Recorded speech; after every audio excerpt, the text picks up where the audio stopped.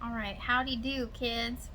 I'm gonna try to make these quickies like little chunks, just like I was supposed to do, because those seem to go over better. But I have a lot of things to say. So, not in this one, but stay tuned because I know in the there's a lot of grumblings about the things that I say, and I will explain them.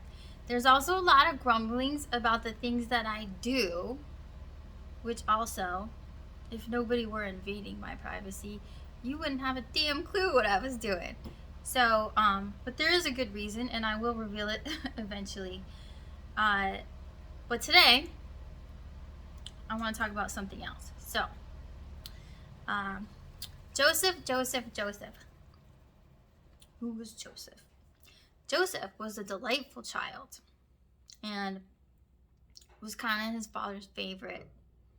And he had a coat of many colors. And he was kind of spoiled, I guess, because his father loved him so much. So, his brothers don't like Joseph. They're mad. They're envious because he's favored.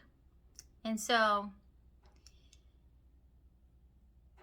Joseph is supposed to go check on his brothers out in the field. And so his dad sends him out to see what's going on with his brothers. And because they don't like him, they decide that they should kill him. But then there's one brother, Reuben, who doesn't exactly stand up for him. He doesn't say, hey, that's wrong. No, we shouldn't kill him. But he doesn't want to be like the one that likes the good kid. He says, let's just put him in this pit instead. But really secretly in his mind, he was going to go back and get him later and bring him back to his father, who loves him. So they put Joseph in the pit. And then they're sitting around having a sandwich, and a band of traders or pirates or thieves or whatever they were come rolling through from Egypt. Oh, traders, because they had spices and stuff. Okay, some merchants roll through, and they say, let's not have his blood on our hands. Let's just sell him. Because then, we'll profit. What do we profit if he dies and then his blood are on our hands? So they're going to sell him. So they sold their brother Joseph into slavery. And to make it look like he died, they killed a goat and dunked his coat in the blood and then sent it back to his father, who just assumed that he had died.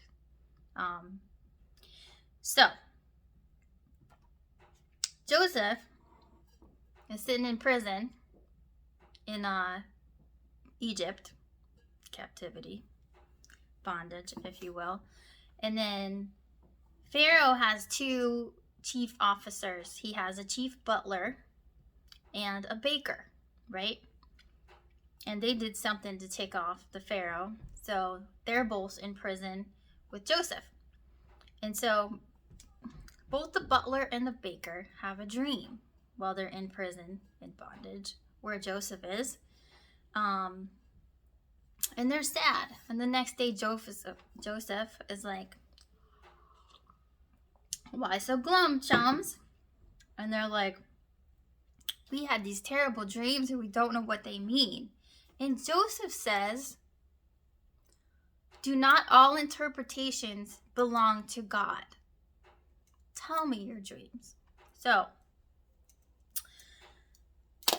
the butler tells Joseph his dream, and Joseph interprets it. And he says that the 3 branches are 3 days, and you'll be restored to your position, bearing the cup to Pharaoh. And so the baker was like, cool, listen to my dream.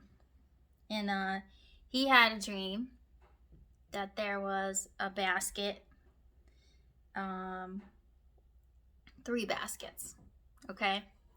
And it doesn't matter, we'll talk about that later. Anyway, Joseph interprets the dream and says that in 3 days, the Pharaoh will hang you, basically. He's going to kill you. So Joseph says to the butler, remember me when you're restored to your position. But so the butler gets restored to his position, forgets all about Joseph, who did him this amazing service of interpreting his dream and let him know about his good fortune. And then the baker gets hanged. That's another story. But what do we get from this? Number one, they're all in prison, right? Nobody's in a good place right now. But Joseph, even though he's in prison, cares about his brothers, his buddies that are in there in the same boat with him. And he's like, well, you know, all interpretations belong to God. Like, let's see what we can do about your problem. So why can't the butler and the baker interpret their own dream? The reason is they work for the wrong guy, right? Joseph knows that all interpretations belong to God, and God grants him this ability, you know, in the same way that he did Daniel, who also ended up in captivity a few times, but God gave him these gifts to kind of get him through that season and bring him eventually into a much better place. So that's the shorty lesson for today. If you have anything to say, if you want to talk more about the butler and the baker, send me a message. And I love you. I have another one coming. We're going to talk about some witchcraft and all that jazz. Love you. Bye.